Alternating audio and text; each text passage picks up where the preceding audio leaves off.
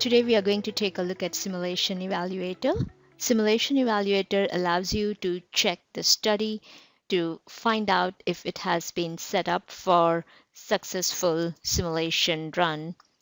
So you can access it by right mouse clicking on the study itself or going into the Simulation Command Manager and selecting Simulation Evaluator. So here it's telling me material missing. Result folder location is fine. Interactions are okay. That is, if you have an assembly with interactions defined. And it also allows you to look at the mesh volume. So in a sense, it allows you to check if the setup is optimal for a successful simulation. It also helps to relink your result file to the study in case you have changed the folder location. For example, after running the study, you may try to plot the result and you may get an error, unable to create the plot, or result file not available. In that case, you can use the Simulation Evaluator.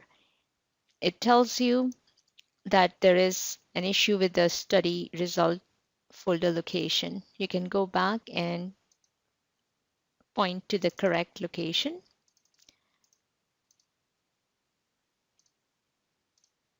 And now I have a green check mark and I should be able to plot the result. For this study, you can see I do not have the material defined.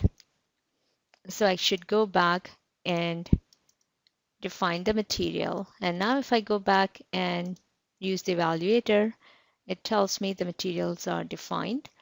And then I can also check for the mesh volume.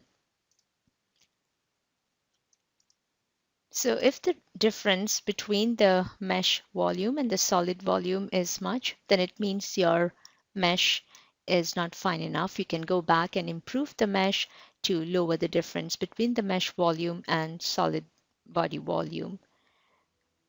Hopefully you can use the Simulation Evaluator to help you link the study result file or evaluate whether the study setup is complete for a successful run.